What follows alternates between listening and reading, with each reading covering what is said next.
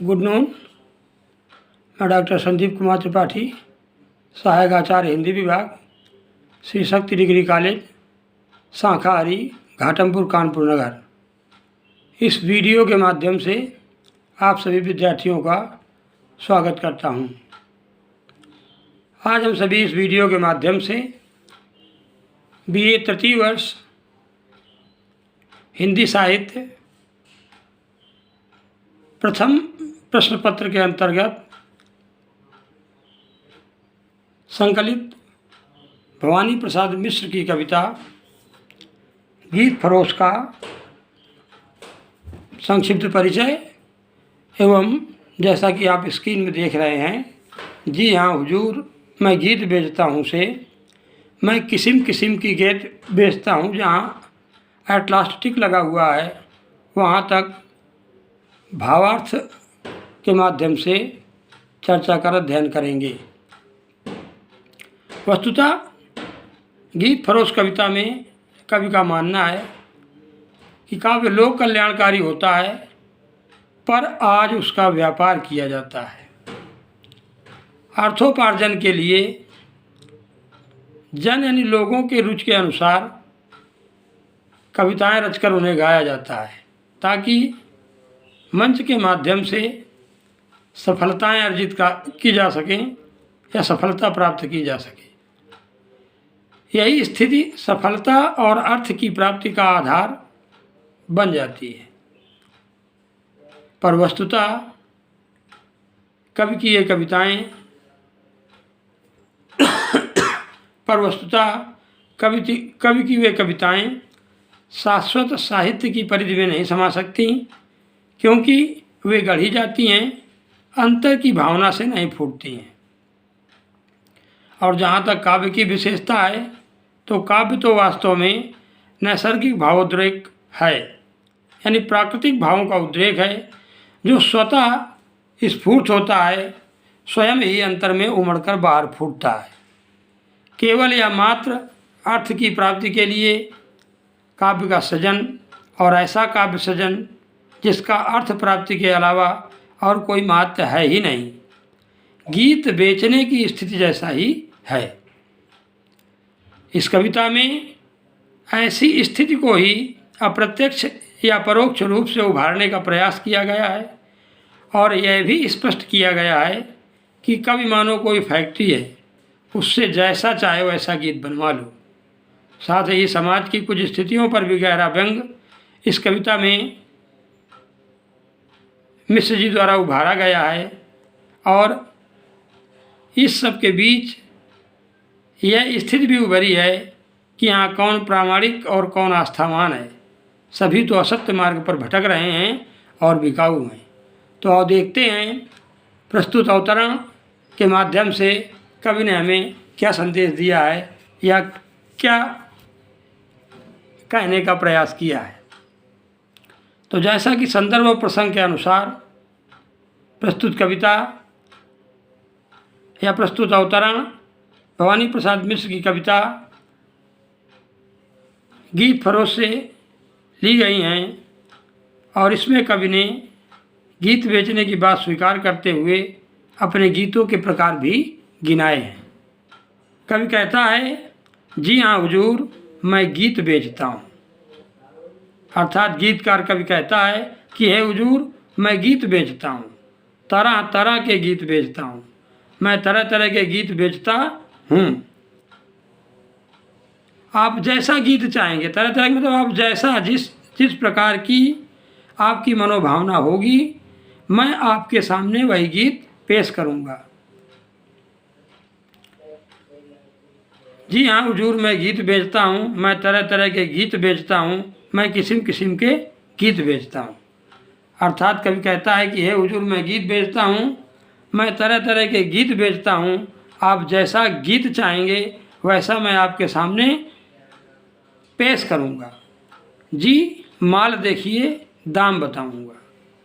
गीतकार के मन में भावना उठती है कि पाठक गीत का मूल्य जानना चाहते हों, तो वो कहता है आप गीतों का मूल्य जानना चाहते हैं तो पहले आप माल अर्थात हमारे गीतों की गुणवत्ता को या क्वालिटी को देखिए, परखिए, पसंद कीजिए। फिर जैसा गीत होगा वैसा ही उसका दाम भी होगा। मैं आपके पसंद कर लेने के बाद दाम भी बता दूंगा। बेकाम नहीं है, काम बताऊंगा। ये मेरे जो गीत हैं वो व्यर्थ की वस्तु नहीं है, ये काम की चीज़ हैं। आप जो भी गीत पसंद करेंगे मैं उसके बाद में सब कुछ आपको बता दूंगा, उन गीतों की खूबी और उनका काम भी बता दूंगा। कवि आगे कहता है, कुछ गीत लिखे हैं मस्ती में मैंने, कुछ गीत लिखे हैं पस्ती में मैंने।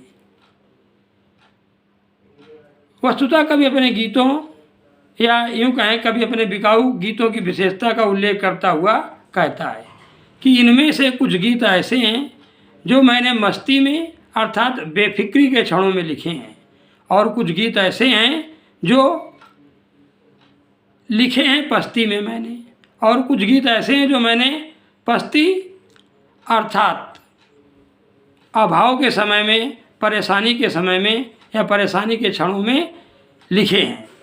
नमूने के तौर पर मैं अपने गीतों के बारे में बताता हूँ। आगे कहता है, कभी आगे कहता है कि यह गीत सख्त शर्त भुलाएगा। कभी अपना गीत रखता है और कहता है कि इस गीत को पढ़कर या सुनकर देखिए आपके सिर का दर्द भाग जाएगा, अर्थात आपका जो कठोर बेहद पीड़ादायक सिर दर्द है वह भी कोसों दूर हो जाएगा या दूर चला जाएगा। फिर आगे कभी कहता है, यह गीत पिया को पास बुलाएगा। कभी क्रमशः एक गीत की क्वालिटी बताते हुए कहता है कि यह गीत पिया को पास बुलाएगा। कभी आगे कहता है कि अब आप इस दूसरे गीत को देखिए, उसको यदि आप गाएंगे तो पिया अर्थात अपने प्रेम पात्र के पास लेकर भेजेंगे तो आपका प्रेम पात्र तुरंत आपके पास आ जाएगा, और इसमें जो विरह का संदेश है उस विरह के संदेश में प्रिय को बुलाने की शक्ति है। अब कभी आगे कहता है कि जी पहले कुछ दिन शर्म लगी मुझको। कभी अपने मन में विचार करता है कि पाठक उसके गीतों को लेकर अपने मन में न जाने किस प्रकार की धारणा रखते हों, अतः वह अपने मन में प्रश्न करता हुआ पाठकों को उत्तर देता है कि जी पहले कुछ दिन शर्म लगी मुझको। उसके अनुसार आपका यह कहना भी ठीक है कि काव्य की रचना अपने स्वयं के सुख के लिए, आत्म सुख अथवा लोक कल्याण के लिए होती है, व्यापारिक दृष्टि से नहीं या व्यापार करने के लिए नहीं। आपके इस कथन को मैं सत्य मानकर स्वीकार भी करता हूँ, पर मेरी व्यवस्था है। मैंने भी पहले यही सोचा था कि गीत बेचना पाप है, और इस प्रकार पहले कुछ दिन शर्म लगी मुझको, और इस प्रकार पहले अर्थात शुरू में जब मैंने गीतों को अपने बेचना शुरू किया तो मुझे शर्म या संकोच भी लगा या शर्म महसूस हुई, पर धीरे धीरे जब मैंने अपने चारों ओर देखा, यानी जब पीछे अकल जगी मुझको, पर जब मैंने धीरे धीरे अपने पीछे अकल जगी मुझको। कवि का मानना है कि पहले तो शुरू में मुझे कुछ दिन अपने गीतों को बेचते हुए शर्म महसूस हुई, लेकिन पीछे अकल जगी मुझको। लेकिन पीछे अर्थात धीरे धीरे जब मैंने अपने चारों ओर के परिवेश को देखा, अपने माहौल को देखा कि जी लोगों ने तो बेच दिए ईमान, कि लोगों ने तो अपना ईमान तक बेच दिया है, तो मुझे यह सोचना पड़ा कि गीत बेचना लज्जा का विषय नहीं। इस प्रकार मेरे अंदर भी एक नई अकल जाग उठी। मेरा यह तर्क सुनकर कि मैंने न चाहते हुए भी लोगों की नीयत देखकर धंधा शुरू किया है। जी आप न हो सुनकर ज़्यादा हैरान, इसलिए मेरा यह तर्क सुनकर कि मैंने न चाहते हुए भी लोगों की नीयत देखकर धंधा शुरू किया है, आप कतई हैरान न हो, क्योंकि मैंने अच्छी तरह सोच समझकर इस पहलू पर विचार विमर्श करके खूब आगा पीछा सोच कर यह निर्णय लिया है कि मैं सोच समझ कर आखिर अपने गीत बेचता हूँ कि इन हालातों में जहाँ ईमान बिक रहा है, सब कुछ बिक रहा है, प्यार बिक रहा है, श्रद्धा बिक रही है, धर्म भी बिकाऊ हो गया है, तो ऐसे में जो मैं अपने गीत बेचता हूँ उनको बेचना कोई अनुचित कार्य नहीं है। और इसीलिए मैं इस अनुचित कार्य को, मतलब इसे या इस गीत बेचने के कार्य को अनुचित नहीं मानता हूँ। मैं अपने गीत बेचता हूँ।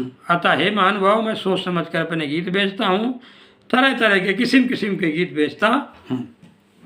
तो यह तो हुई इस भावार्थ, इस अवतरण के माध्यम से इसके भावार्थ पर चर्चा।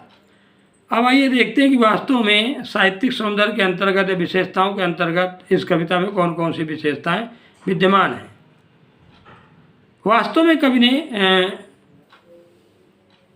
आजकल के इस माहौल में साहित्यकार की जो दायित्वहीन स्थिति है, साहित्यकार वास्तव में अपने जो बौद्धिक पद से च्युत है, उस दायित्वहीन बौद्धिक पद की च्युति पर करारा व्यंग है।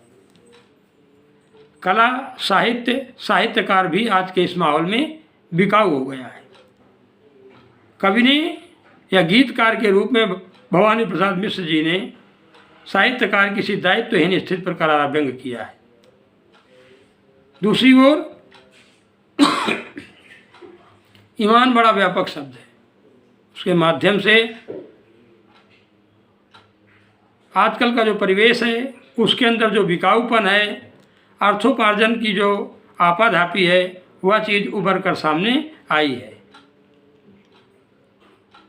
और आप ये भी कह सकते हैं कि इन पंक्तियों में, इस अवतरण में कवि ने जिस प्रकार एक एक गीत के बारे में यह बताया है और अंततः स्वीकार किया है कि कविता बेचना अर्थात साहित्यकार का धर्म, उसका ईमान बिकाऊ हो गया है, तो ऐसे में ऐसा प्रतीत होता है कि प्रस्तुत अवतरण में उसका भोगा हुआ सत्य अभिव्यक्त हुआ है और वर्तमान में जो असाधुता छाई है उसके प्रति अनाकर्षण के परिणाम में ही यह कविता मुखरित हुई है। स्वयं कवि ने लिखा है कि मैंने कविता में प्रायः वही लिखा है जो मेरे पकड़ में आ सका है। प्रस्तुत कविता में कवि ने या गीतकार ने प्रचलित शब्दों जैसे मस्ती, पस्ती, किस्म, पिया आदि के प्रयोग से जो कविता रची है, वास्तव में उन शब्दों के प्रयोग से भाषा में देशज भाषा की बोली सी मिठास समा गई है। जैसे है अकल जगना, कवि कहता है कि पीछे पीछे अकल जगी मुझको, तो अकल जगना में मुहावरे का प्रयोग है। आगे कहते हैं सख्त सरदर्द सोच समझ में अनुप्रास की छटा है, मस्ती मस्ती में पद मैत्री और पुनरुक्ति प्रकाश अलंकार का प्रयोग है। पीछे पीछे में भी पुनरुक्ति प्रकाश है। काम काम काम बेकाम में यमक अलंकार है। इस प्रकार इस अवतरण का यह भावार्थ और साहित्यिक सौंदर्य के रूप में अध्ययन यहाँ पर समाप्त होता है। आपको अगर इसमें कोई समस्या आ रही है या कोई जानकारी चाहते हैं या भवानी प्रसाद मिश्र जी के बारे में कोई जानकारी चाहते हैं, उनका साहित्यिक योगदान के बारे में कोई जानकारी या चर्चा करना चाहते हैं, तो आप अपने संदेश को व्हाट्सएप ग्रुप के माध्यम से अथवा पर्सनल नंबर के माध्यम से प्रेषित कर उस जानकारी को प्राप्त कर सकते हैं। धन्यवाद।